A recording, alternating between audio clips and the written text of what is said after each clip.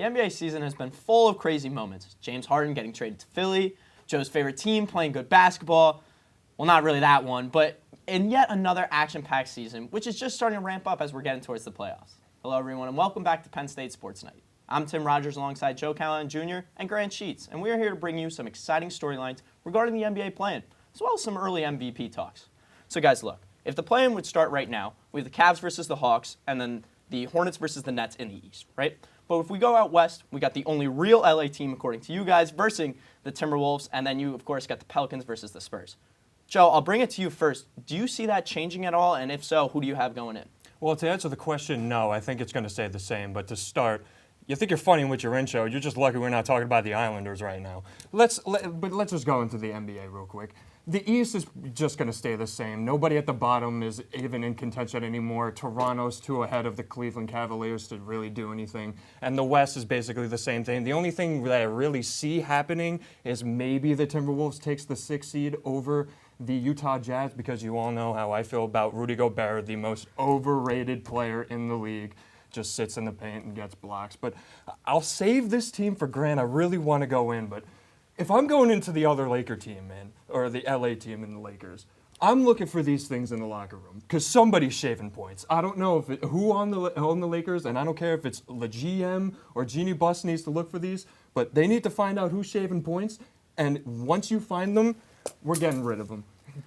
Likewise, I also think that all the play-in teams are set, meaning, like Joe said, the LA Lakers have dug their own grave in the West. After an offseason where they took a bunch of guys over the hill to pair alongside LeBron James, not to mention none of these guys could shoot, and that's the one thing that they needed.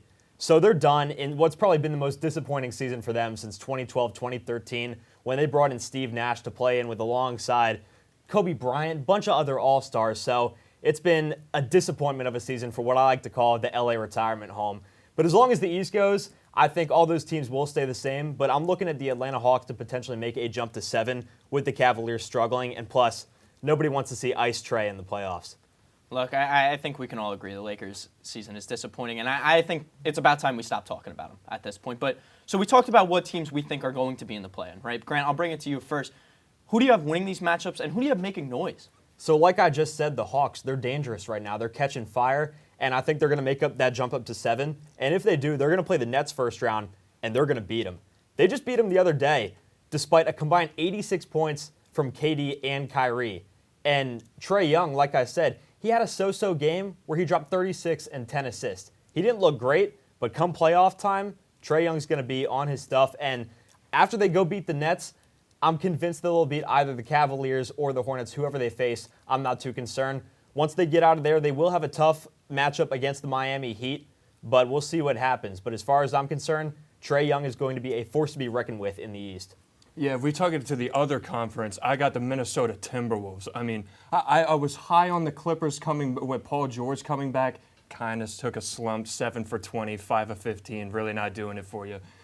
Timberwolves have Cat, they have Edwards, they have D'Lo, really underrated defender now in Patrick Beverly. I mean, that team is stacked. So if they're coming out of the 7 and 8 matchup and they have to face Memphis, they're bouncing them round 1. And that's hard to say because Ja Morant is electric. He's a star. But outside of Ja, yeah, I mean, Brooks is a pretty good player. I understand that. They're 20-2 without Ja.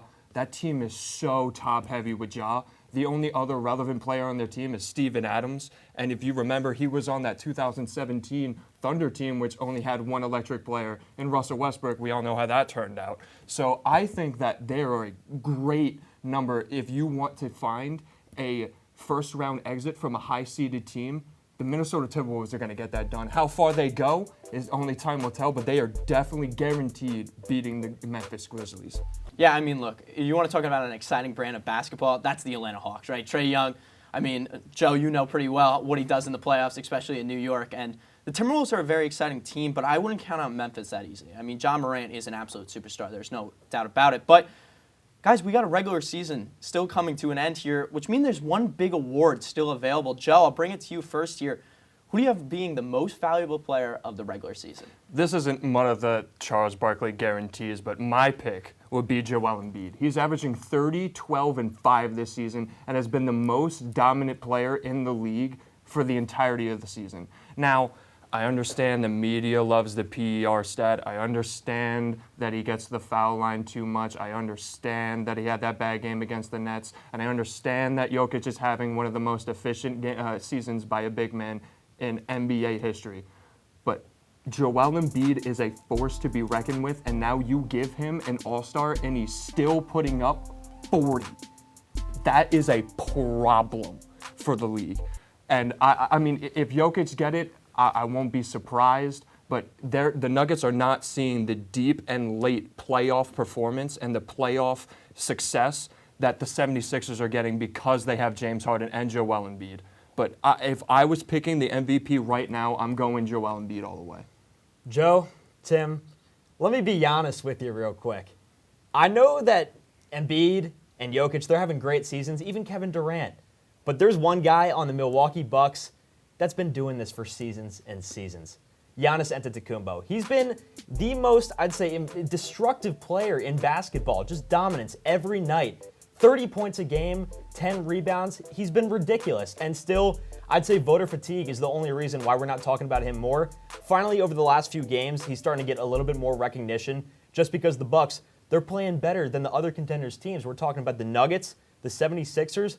The Bucks have been right there, and they've been better. And a 44-point game against Kevin Durant, Kyrie Irving, and the Nets, and then a 40-point game against the 76ers with Joel Embiid in consecutive wins, that's enough for me to say that the Greek Freak deserves his third MVP award.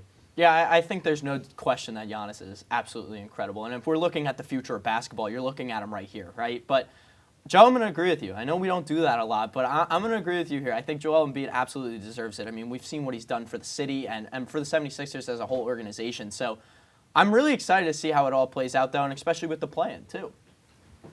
I'm excited to see how this plays out for the season. Now, obviously, there's a lot of teams that maybe make it, maybe don't. But that is all the time that we have here for this NBA segment. There are sure to be many more playoff segments to come, so stay tuned for the future. For Joe Callahan Jr. and Grant Sheets, I'm Tim Rogers. Thank you guys so much for watching, and have a great rest of your night. Hey everybody, thank you for tuning into this edition of Penn State Sports Night. We hope you liked that segment. And we're sure there's other Penn State Sports Night segments that you are going to love as well. Be sure to subscribe to our YouTube channel for more content. And check us out on social media for updates and behind-the-scenes clips and pics. Follow us on Twitter at PSSN TV and on Instagram at PSU Sports Night to keep up with all the action. For all of us here at the Belisari Media Center, we are Penn State Sports Night.